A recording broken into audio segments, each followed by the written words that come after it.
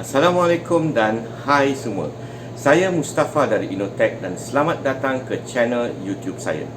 Hari ini saya akan terangkan 4 tips penting bagaimana saya menulis skrip untuk video saya. Saya akan bantu anda bagaimana menulis skrip secara mudah dan berkesan. Sekiranya ini kali pertama anda menonton video saya, sila klik like, subscribe dan tekan butang notification untuk terus menerima video-video saya nanti. Anda juga boleh melihat video-video yang lain di dalam ruang description di bawah ini. Jom kita mulakan sekarang. The touch of yours is what I've been looking for.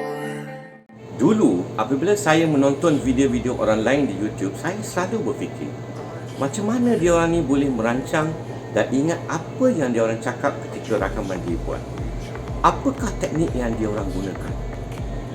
Saya tak perasan semua ni sehinggalah saya sendiri merakam video saya dan baru saya sedar bahawa teknik yang paling berkesan ialah dengan membuat skrip. Teknik ini adalah cara yang terbaik sebelum memulakan rakaman video.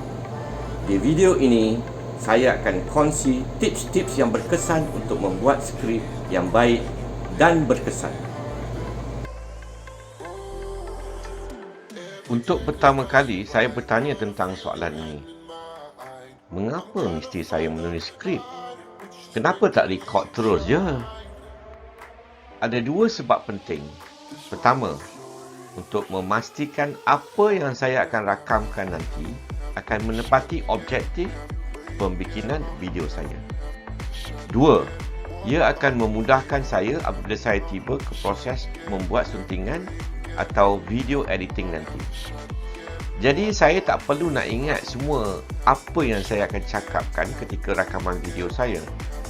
Selepas membuat kajian tentang apakah topik video anda boleh pecahkan skrip anda kepada 4 bahagian. Yang pertama, the hook. Ini bermaksud satu, teknik memukau penonton anda. 2, introduction, pengenalan. 3, body of video. Ini adalah bahagian isi yang paling penting dalam sesuatu video. 4, call of action, iaitu apa yang anda mahu penonton anda lakukan. The hook adalah bagaimana anda mahu memikat penonton anda untuk terus mengikuti video anda. Ingat, anda hanya ada dalam 5 ke 15 saat untuk memastikan anda berjaya memikat penonton anda untuk sama ada terus mengikuti video anda atau penonton anda akan pergi melihat video-video orang lain. Oleh itu, make sure apa yang anda tulis dalam skrip di bahagian hook ini boleh memukau perhatian penonton YouTube channel anda nanti. Lihat contoh ini. Hari ini saya akan terangkan 4 tips penting bagaimana saya menulis skrip untuk video saya. Saya akan bantu anda bagaimana menulis skrip secara mudah dan berkesan. Sekiranya ini kali pertama. Apa yang anda dengar tadi ialah bagaimana saya merancang skrip saya untuk cuba memukau perhatian anda semua untuk terus mengikuti video saya sehingga habis. Lihat skrip yang saya gunakan tadi dengan perkataan-perkataan yang bertujuan untuk anda. Apa yang memukau anda? 4 tips utama bantu anda menulis skrip secara mudah dan berkesan. Sebagai penulis skrip, objektif saya tadi ialah cuba untuk memukau dan menarik perhatian anda untuk terus mengikuti video saya. Anda akan terfikir begini, wah, menarik ni, ada 4 tips dan dia ni nak bantu aku cara tulis skrip secara mudah dan berkesan. The hook ialah di permulaan video yang anda jelaskan tentang topik video anda yang akan memukau penonton anda. Ini adalah saat yang penting untuk memukau penonton anda.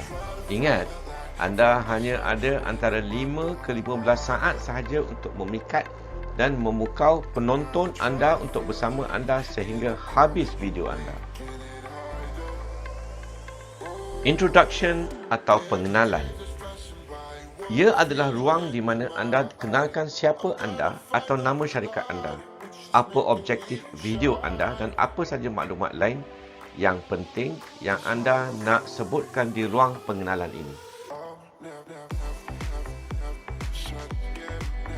Body of the video adalah isi-isi penting yang anda mahu penonton anda tontoni sehingga habis video anda.